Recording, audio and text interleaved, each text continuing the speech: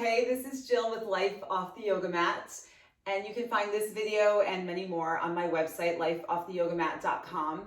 And today we're going to break down crow pose. So when we are looking at arm balances or any kind of pose that you're trying to figure out what parts of the body need to engage and connect, it's a great idea to think of how the pose looks in the first place. So if I come here and create the shape for you, right, in crow pose, I have my heels high and my knees onto my elbows. So seeing how my spine is rounded, my gaze is forward, I'm engaging my core, I'm really hugging my navel in and up, my knees are bent.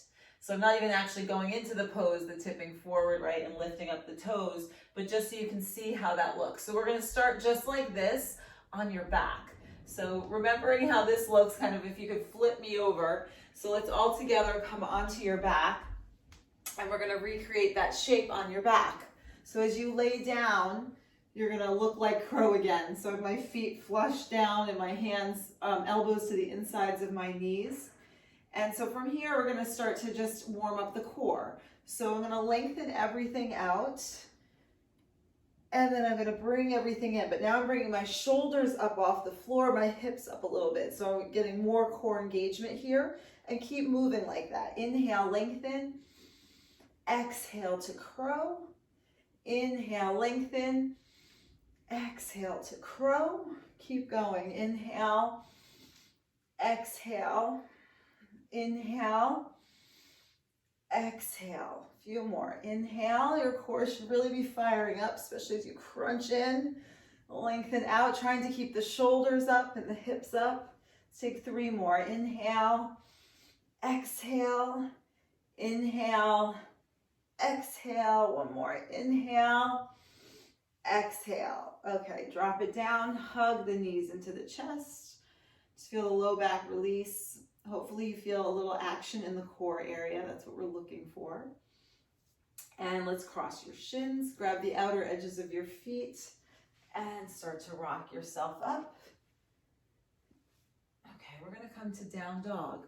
So we're gonna hinge forward, untangle your legs behind you, tuck the toes and lift the hips high. So pedal out your feet. Shake your head yes and no. Okay, and then let's come to some stillness in downward facing dog. Find 3 breaths here. Breathing in. Breathing out. Breath in. Breath out. 1 more inhale, exhale. Okay, inhale your right leg high to the sky. We're gonna tap your right knee to your right tricep. So you're bringing your right knee to your right tricep. Feel the core engage, the spine round, and take it back up.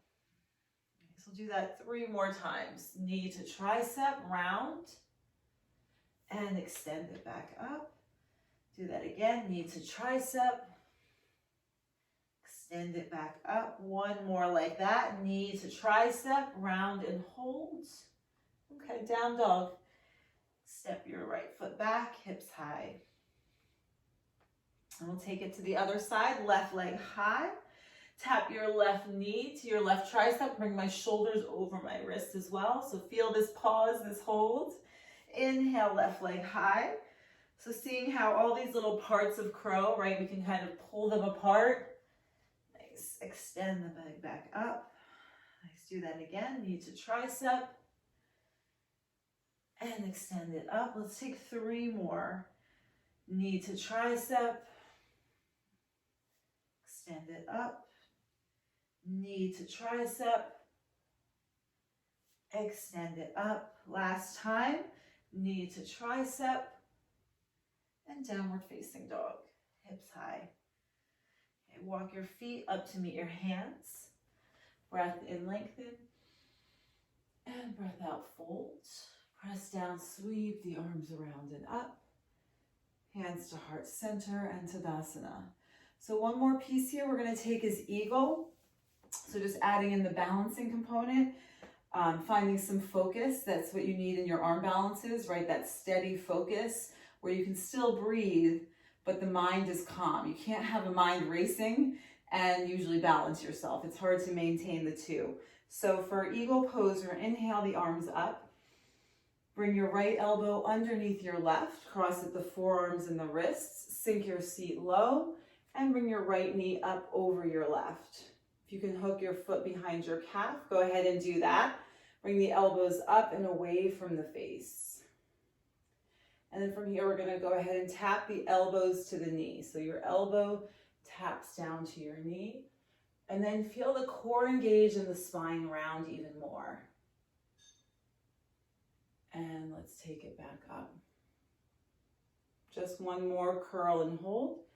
Elbow to knee. And take it back up. Let's unravel this eagle. Arms up and come to the other side. Left elbow underneath the right. Sink your seat low. Press into the right foot. Left knee lifts up. Left knee crosses over the right. Hook the foot behind the calf. If you have that, doesn't matter if it's free. Elbows up and away. And let's go ahead and connect your elbow to your knee. So feel that gaze going forward and down. And take it up. And one more like that. Elbow to knee. And take it up. Okay, let's release out. Palms touch and Tadasana. Okay, so from here we're gonna sink down to squat pose, but we're gonna start, right? Usually you sink down to squat pose like this, but we're gonna start, we'll bring the feet together. So you want your toes and heels to start touching. I find that that's easier. If you do happen to have blocks nearby, I'll show you a block variation. And if crow is familiar to you, try to hold it a little bit longer. You can even take it to a headstand if you'd like to do that. But we're gonna bring, my hips are coming high, my knees onto my triceps, rounding the spine and gazing forward. So as I hinge forward, I'm gonna slowly feel one foot float up and the other. Once that happens, then I'm pressing the floor away more, engaging the core. And I'm gonna bring my heels up to my glutes. And I'm gonna breathe here, 3 breaths.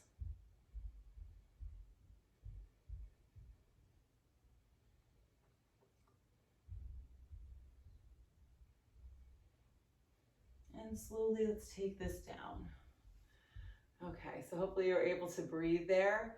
And just to show you one other variation is using the blocks. So if you put your toes onto the blocks, so you can have one block here and put your toes on there. So this again brings your big toes and your heels come to touch.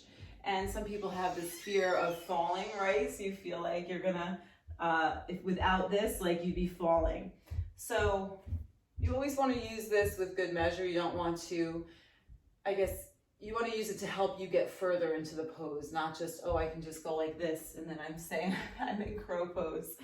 But sometimes just getting over that fear and feeling the sensation in your body of the pose can really help. So we're going to bring your knees up high, and then maybe you start with this. See, I might have my toes down and my forehead down, and then maybe this will give me a little faith to lift up my toes, right? Maybe even one foot at a time. So you can play with that. You can even take this like and take it forward. Feel the toes lift. Take it back and forward. And maybe there's a point where you say, okay, I'm going to try to just lift the toes and not put the forehead down onto the block. So you can play with crow either way. And like I said, if anytime a pose feels like, oh, I've been there, done that, crow can be really like a gateway to arm balances. So some people feel like, oh, I do this all the time. Take it somewhere else. Take extra breaths in crow. Staying there longer is very challenging, aiming to straighten the arms, bringing the heels more towards the glutes. You can even start to bring the knees more into the armpits. It's the difference between crow and crane pose. And all those things that you add on, you can add on the headstand, you can shoot the legs back to chaturanga. There's so many places for you to take your any arm balance, anything that's any challenging pose, you can always breathe longer. Staying longer in a pose is always challenging. Okay, so we are going to take a child's pose. So move everything out of the way. Bring your knees wide, big toes touch, arms forward and forehead down. So just let everything go that you just did. Come back to a more steady, neutral breath. We really just jumped right in and got you moving and your core engaged. So try to do the reverse and let all of that go.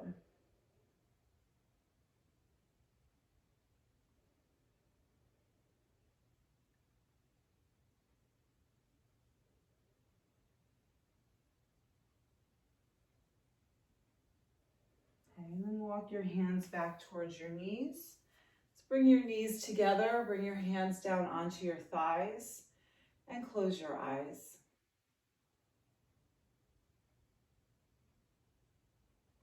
Bring your hands to heart center, and just take a moment to sit up tall and recognize that you have all the strength in your body and in your mind to accomplish and become closer to any goals that you set for yourself. You just need to take anything that you're working on, whether it's in your yoga practice or in your life, and break it down into those tiny parts.